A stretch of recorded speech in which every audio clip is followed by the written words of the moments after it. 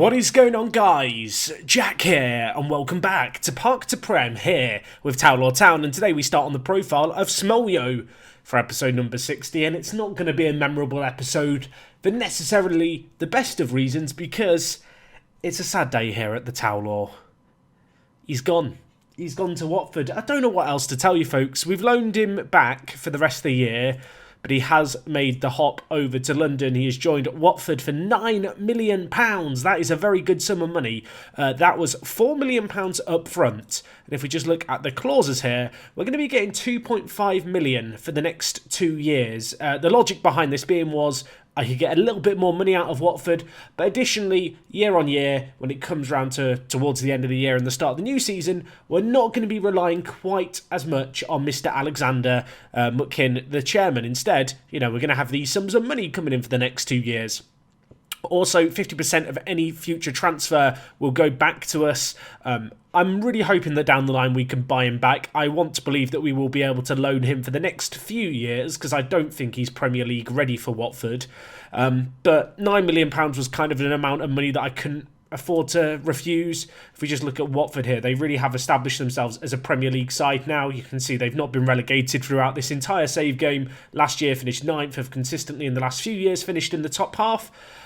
All in all, we can't really compete with what they have to offer. Hopefully, in 5 years' time, that won't be the case and we can bring him back. And I do feel like at this point now, I want to make it abundantly clear that one of the aims with this series, and I will not stop this series until it happens, is to buy Smolyo back. And when we do buy him back, we of course would get half the money we pay for him should we buy him off Watford. If not, let's just hope we don't have to spend too much silly money. But that is my promise right here and now. He will come back as a player permanently, but for now we've had to let him go. And while we have invested that money, you can see here, improving the training facilities and new facilities. Work on these is going to be starting over the summer, so they're not going to be ready until about October next year. The obvious weird thing, if you don't know, with training facilities and youth facilities is the game waits until the end of the season to upgrade them and then checks your bank balance then. So I've got to hope that between now and the end of the year, we don't lose so much money that we can't afford to make those moves happen. In terms of the facility upgrades, you'll notice here transfer budget is £2.8 million, wage budget is now £80,000. We are £30,000 underneath that. Of course, the Smolyo money kind of changes the landscape of the club quite significantly. We've never had this much money during our entire time at the club. Our previous peak balance, at least in the last 5 years, as you can see here, just shy of £900,000. So expect by next episode and the next time we look at this screen for this graph to look somewhat different when it catches up with all this money we've now got. Smolyo left us, of course. That left a little bit of a hole in the team, but, well, we loaned him back immediately, so technically it didn't. But I was in a bit of a weird spot because I'd almost decided not to sell Smolyo, and then 2 days after the last episode, a few teams came in. I did have bids from Man City. I decided to reject that. I felt like Watford offered the best chance to buy him back down the line. That was kind of a part of the decision making. And additionally, with the 50% sell on, he's much more likely to get sold on from Watford to a big club for a big fee rather than, say, go to Man City and then be sold on for a lot of money. At least that was the logic I was going with in my mind. But yes, if we just look at the transfers in and out, you can see here, obviously, Smolyo has left us. A few other players have gone out on loan. We have a new affiliate in Staines Town. They play in the Vanarama National League. They got two kind of fortuitous back-to-back promotions. They are expected to struggle this year. But we have loaned them 1 or 2 players for the future who hopefully are going to benefit from this kind of loan spell. Sam Horn, particularly keen to see this guy develop, and I think a loan to a Vanarama national level team could be a really good move for him. Hopefully he will be given a fair chance in their first team. Anyway, on the end, you can see obviously Smolyo coming in on loan. We have made 2 further loans from Manchester United. Joseph Speed joins us. Fantastic little centre-back prospect. I'm hoping that we can loan him for the next few years with Manchester United now being an affiliate. We're going to hopefully be able to up the quality of players we loan in with absolutely no costs. Joseph Speed here comes in immediately our 3rd best centre-back. If we just compare him to Ollie Younger, who of course has been at the club a long time, was previously our 3rd choice centre-back, you can see a comparison between the players here. he's a massive upgrade. So that's a really good addition. And the other player we've added, I'm very excited about, Keith Kelly-Evans, capped for England's under-20s. He can play a real variety of positions, naturally at centre mid, but in terms of a impact player off the bench who really can cover a lot of bases, he looks very, very good. He's 18 years old, incredible speed and physicality, which I think is really going to work in his favour. And if we just look at the season preview for the league, you can see here he is highlighted as one of the media star players, which is very, very interesting, alongside Smoljo, incidentally. So anyway, you can see here, media prediction is currently 10th, obviously, newly promoted to the division. This year, and this episode, we're going to be taking on Sheffield Wednesday, so that's going to be an exciting game. They were predicted to do very, very well to start the year, and, well, you can see, looking at the league table, they've only won 2 games so far, although they have got a game in hand on a few of the other sides. I feel like it's worth just looking at Sheffield Wednesday, because they are the big team that got relegated from the Championship last year. You can see in recent years, they've sold players on for a lot of money. They sold on Amari Ekieta for £29 million. That's a lot of money they sold him for last year. He went to Watford, incidentally. Looks like a very, very good right-back, to be fair, but that's a lot of money. Anyway, you can see this year, they've made almost £50 million in sales. It's crazy, obviously. They got relegated from the Championship, have offloaded a lot of players. Financially, they must be laughing a little bit, I imagine. You can see their league history here has been a little bit turbulent. Surprising, I guess, to see them relegated back to League One, given the fact they were actually here a few years ago. So they are going to be stern opposition today. You might have noticed looking at the season preview, they have a hell of a lot of players in the Media Dream 11. In fact, their entire back four is just the Media Dream 11. So that's a thing. You might have also caught an eye of the fact that we are going very well in the league right now, everyone. 4 wins, 1 loss. Let's talk about these games. Of course, last episode, we took on Oxford United away from home. And following on from that, we got off to an absolute flyer, taking on AFC Wimbledon, our first time playing at this level. And after a minute, Leighton Stewart got us ahead in our first ever home game in the 3rd tier of English football, which was absolutely superb. And not long after that, Benny Nkololo with one of the best goals of the season. What an effort this was from range. Superb. No other words for it. The centre attacking mid has got a few in this recent run of games. This was one of them. And then following on from that, Leighton Stewart scoring another one-on-one. He was absolutely loving it in this game. And well, he completed his hat-trick before half-time. A looping little header over the keeper, bit unorthodox, nice little finish however. Very, very cool to see that go in. Unfortunately, they did have a thunderous effort from range, which did mean that we lose the clean sheet, but we held on in the game and we ended up besting our former man, Alex Lindsay. Yes, you can see his profile here, was playing actually for AFC Wimbledon in this game. Of course, we sold him to them for £110,000 last year. I'm surprised they were that interested in him, but you can see he's not having a very good time over there. He's played 3 games so far this year, 1 assist, 6.6 rating. I mean, there's a reason that we sold him, and it's because I didn't think he was good enough for the League 2. So to see a League 1 team persisting with him, a little bizarre perhaps. Anyway, in the EFL Cup, we beat Crewe Alexandra 1-0. Mampala getting the goal in this game, slightly rotated 11, with it being a cup fixture. Good to get through that round. We then took on Sunderland in a battle of the North East, and we beat them 1-0. Via Jack Purdue, the Scotsman who we've really brought in just because he's a model citizen and a good versatile backup player.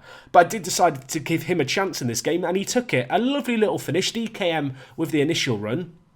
And whilst he's not particularly excelling in training, he's doing the business on the pitch for us so far, is Jack. We then took on Southend, won this one 3-1. You can see Mampala with 2 and CC getting off the mark for the club. Yes, the 18-year-old has actually done superbly. 1 start, 3 appearances on off the bench, 1 goal to his name. He did get man of the match in the game against Southend. You can see here a 7.47 average rating. That is very, very good if I might say so myself. And again, 1,500 fans turning up for this fixture. So I know some people have raised concerns about the amount of people coming to our games. The attendances are slowly but surely rising. Almost 1,400 home fans for this game. Anyway, following on from this, we took on Colchester and we got off to the best possible start. They gave away a penalty early on. Stewart stepped up, shot, and before the keeper could even react, the ball was in the back of the net to make it 1-0. They then pegged us back via Kensdale in the 22nd minute, and I feel like that kind of halted momentum perhaps somewhat. And well, late on, they managed to do the unthinkable. They ruined our unbeaten start to the year. Yes, Will Swan in the 90th minute put Colchester ahead. 2-1 it finished there. And I went and cried a little bit. Anyway, the next game, EFL Cup, Carabao Cup, we took on Preston. And I was not anticipating much of a game here. We were taking on championship opposition. I thought, you know what, don't really care about the Cup that much this year. Last year we took on Blackburn in a similar game in a live com. Sheffield Wednesday was coming up. We only went and blooming won it. And Kololo with the goal again. And, Penny's had quite a good time so far at the club. The 29-year-old showing his worth. 1 goal, 1 assist, a 7.2 rating in all competitions. And with that, we are now into the EFL Cup third round, where we've been drawn against Lincoln City. Yes, a League 2 opposition in the third round. So that's quite a favourable draw. And you would probably back us off the back of last season, where we dispatched of them a few times in the league, to beat them in this competition. So maybe we could get a little Carabao Cup run going. Yes, if we can make it to the fourth round, that would be a good little achievement. You can see there's a few League 2 teams left in the competition, but it is at this point mostly Championship and Premier League sides. So potential for an exciting game perhaps. We'll have to keep an eye out for that. And that leaves us where we are today. We've had 3 days since the Preston game. In terms of squad news, we have been battling just a little bit with injuries. You can see Younger is currently out. Liam Coyle, unfortunately, picked up a twisted ankle. He's been out for a good few weeks. As a result, we have been leaning on Needham to come in and do the business. So far, he's not set the world alight, but I feel like ball-winning midfielders, they're not the superstars of the team, are they? They're not doing the glamorous job of scoring fantastic goals. They're doing the dirty business. And, Tristan, he's a dirty little bugger. Let me tell you, he's fantastic at winning the ball back. Really, really has been a good player for us so far this year. In terms of early standout performers, Leighton Stewart, 5 goals in 5 games, of course, did get a hat-trick, scored from the penalty spot, scored in the first game of the season, the first episode of this season. Mampala also doing the work so far, 3 goals to his name, obviously still sticking with the one striker system, so they're battling it out for the same spot. But the good news is, any potential worries about finances and about, bringing in another striker, I don't think we need to worry about. It seems like Mampala and Stewart still capable of doing it at this level. So yeah, a bit of an interesting situation obviously with the sale of Smoljo, because we have got a loaded transfer budget and excess wage budget. I've decided not to go crazy spending money because going into the start of the season I felt like I'd done all the transfer business I needed to do. Obviously we have made a few additional loans from Manchester United just because we were able to get really high quality players for absolutely no cost. But for the most part, I'm not going to go out and panic and spend a load of money. I think I'm really going to look to reinvest the money we've made from the Smoljo sale on some youngsters. And come January or even the end of the season, should there be 1 or 2 positions where we feel like we're particularly lacking in, we can go and spend some money there. Obviously, it's the first time ever we've really been in a lot of money. We have got a few youngsters joining us. Of course, a lot of these we already know about. Players like Mr. Dessa, who I'm still very, very excited about as a wing-back prospect. I feel like at right-back he could be very, very good. Shvetsov is, of course, joining us very soon. You can see a few more of the attributes unmasked. He joins us in less than 2 weeks. I don't know with him joining us in September if we're able to register him or even if he'll get a work permit. If he gets a work permit, he may well become our starting striker. I can't underestimate how good this guy is. I was not expecting him to be as good as he's turned out to be. And I do feel like he's developed quite a lot whilst he's even just been here on trial. You can see, probably, I imagine he's already a League 1 quality player. Yeah, he is. And could improve a lot in the future. Consistent, fairly professional, lots of stuff to like about Andre. He's my second favourite Andre behind Peter Andre right now. Maybe he could even eclipse him. We'll have to wait and see. A few players we've signed who I've not talked about, however. William Porter is going to be joining us from Glenavon in the, I think, January transfer window. Bit of a punt, bit of a transfer for the future. Was playing in the Northern Irish national team in the under-21s, only 17 years old. He will be joining us if we look here. Come the 1st of January for £1,300. That is a bargain. I should be on that TV show Bargain Hunt. If you don't know the TV show, people go to car boot sales and just market stalls, buy stuff, then take it to auction and try and sell it on for profit. Anyway, there's your insight into British daytime TV. Another player we've signed, Baek Yoon-suk. That's definitely not how you say his name. If there's any Korean viewers watching, please help me with the name. I don't mean to offend you, but we've signed him, 17 years old, currently capped for the under-23 level for South Korea. I felt like with the departure of Smolyo, we needed a young goalkeeper to get behind, someone to be excited about. And, well, I wanted Suwon Young. I found Suwon Yoon. He's very good, though. He's 17. Potential for the future seems okay. When I first agreed to sign him, he was showing a little bit more potential, but given how good our scouts are, we kind of have to err on the side of caution. Either way, we've signed him for £57,000. He will join us in a year's time when he turns 18. On the face of things, he looks kind of average but well-rounded. Obviously, very, very young, plenty of time to develop. Bit of a punt for the future. Good personality, but no work permit. Why did I not get the Brexit scenario in my save game where work permits stop being a thing? That would have helped me massively, wouldn't it, here?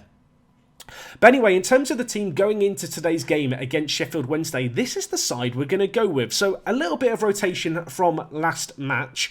In terms of the back four and the goalkeeper, unchanged, kind of standard obviously. Smolyo now only in on loan. We will look to extend that into next year as soon as possible. In the midfield, it's going to be the former Ipswich youngsters Dazelle and Needham playing alongside each other. We're going to give a chance to Jack Perdue to do his thing out on the left. KDM so far has been a little disappointing, shall we say, or DKM, should I say. I'm forgetting his name already. He's already fading into obscurity. Let's make sure that doesn't happen. But yeah, so far, not the best start. And, well, look at that progress. It's taken a nosedive, everyone. Panic. Out on the right, we're going to give Kelly Evans a chance today. The youngster who is obviously very hotly tipped. He's in the Media Dream 11. I feel like we need to give him some opportunities. The wide areas of the attacking midfield has been an area of struggle to start the year. So why not give him a chance there? In the centre, we're going to go with Benny Nkololo. Scored a wonder goal not that long ago against AFC Wimbledon. Scored in our last game against Preston just a few days ago. Excited for him. And we are going to stick with Stewart over Mampala, at least for now. 5 league goals in 4 games. Kind of difficult to justify dropping a player off the back of that. We are at home for this game against Sheffield Wednesday. They are a very good team.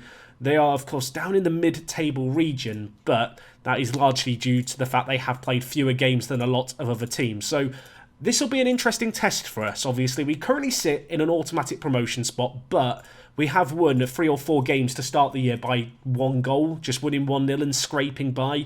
That's not particularly maintainable, I don't think. However, if we can get a result here against Sheffield Wednesday, I will start to believe that we are capable of bigger and better things, because this is the best team in the division by a country mile. I mean, their back four is in the Media Dream 11. That's usually a sign they're not too bad. So if we can go toe-to-toe with them today, I will believe that we are promotion candidates, as Embleton has a fantastic chance and heads it over, which is a bit unfortunate. But I guess it's good to see us on the attack to start things. Possession just about in our favour. Chances very, very 50-50. And, well, already we are approaching half-time. I imagine Sheffield Wednesday thought this was going to be an easier game than it's turned out to be. We're proving that we're no pushovers. I am concerned about the number of Sheffield Wednesday fans at our stadium. I think they're actually outnumbering us, which isn't a massive surprise when you're part of a town consisting of 2,500 people, I suppose. You can see our fans here. They're out in force, the 5 of them. Let's hope that we can give them something to shout about, hey? They're on the attack here. They've got a guy with an X in his name. That's scary. He must be Spanish. It's the only logical explanation. Kelly Evans, the youngster from Manchester United. What can he do? Can he show a touch of class? Dribbles in, crosses it across Stewart, back to goal. Turn around, gives it to James Norris. The 2 Liverpool youngsters linking up. Benny's there! Oh, Benny! Oh, he shot low, and it went wide. Absolute disaster. And, well, at half-time, it's going to be 0-0 here. Boys, I'm not happy with that performance. I mean, it's typical. If I'm not winning, I say that team talk. Even when I am winning, I usually tell the players I'm not happy. If people are wondering why, I feel like I've explained this before. Complacency is a massive thing in Football Manager. If you're winning 1-0 and you praise your players, you're going to lose the game 2-1 in the end. It's just one of the rules of the game. Anyway, an hour gone here. I should probably look to make some changes. Benny's not had the best of games, so let's bring in Jacobs at centre attacking mid. Needham on a booking kind of scares me. I'm going to bring in Cece.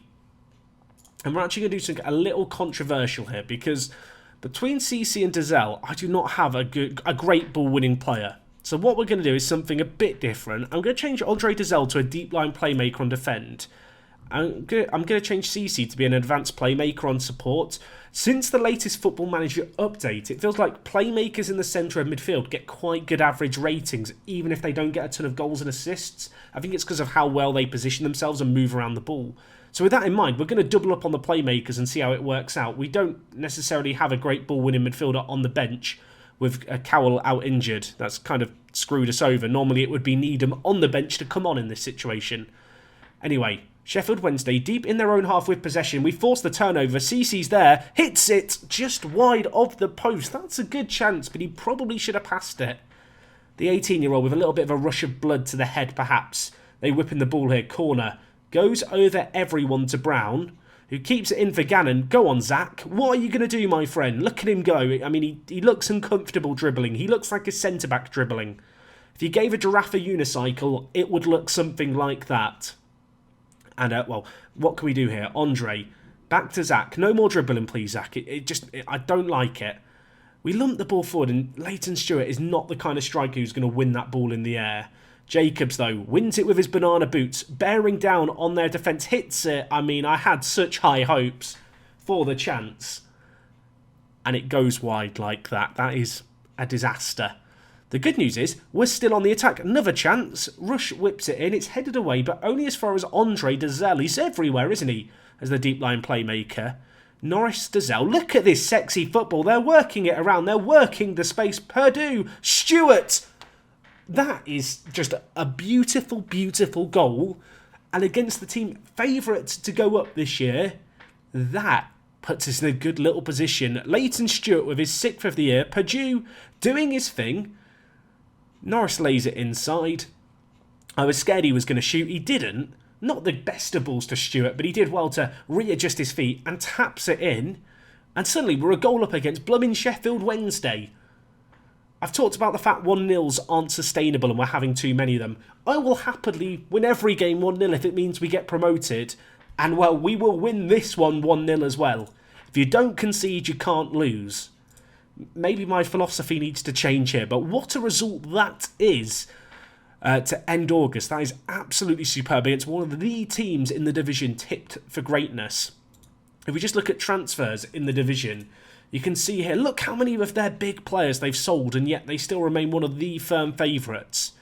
They are a very, very good team, our Sheffield Wednesday, and so to get that result there is absolutely incredible. You can see here, we see them off. Leighton Stewart given the Man of the Match award. Kelly Evans making his debut. Wasn't a great debut, but he'll remember it for the result and nothing else. And you know what? That gives me hope. That gives me confidence that we can just win every game 1-0 this year and get promoted. We had 5,000 fans at the game. 3,300 of them were Sheffield Wednesday fans, though. So let's not get too carried away. But nevertheless, of course, if you have not caught the memo, if you've maybe missed it, we're currently renting the Gateshead International Stadium. It's about a 25-minute drive from Towlaw, so I'm told. So not ideal for our home fans. Hopefully down the line we can move back to our own stomping ground. But obviously that is going to increase the number of fans that can come to games. And that should be hopefully a pattern that we see continue throughout the rest of this year, which can certainly help with our finances. Anyway, in terms of when we'll be back, I'm not entirely sure. We may well come back for the EFL Cup third round. It's against Lincoln City. Maybe the fourth round. In terms of league games we've got coming up, we've got a few of the teams in and around us. Burton were promoted alongside us and are struggling. I think we'll just kind of play it by ear and see if we come up against a particularly big team. I guess Ipswich Town towards the end of October is a possible candidate, as they are a strong team and we have a number of former Ipswich players, which could make it a slightly tasty affair. But anyway, guys, that is going to wrap up everything from me today. What a result that is, and what a start to the season we have had. Let's hope that we can keep this momentum going, keep the gap just to 3 points off Charlton, and maybe next time we'll be singing about a possible promotion, eh? So yes, that's all from me today. Let me know what you made of the Smolio sale. Good sale, bad sale. Would you have sold him? Wouldn't you have sold him? I know it's something that's certainly going to divide opinion, but it is £9 million. And the fact it's a bit of a A staggered deal, I think, will just help with the long-term stability of finances here at the club, and that, simply put, can't be ignored. Anyway, that's all from me today. I'll see you guys tomorrow. It's me, Jack, and I will talk to you guys in a bit. I'm out.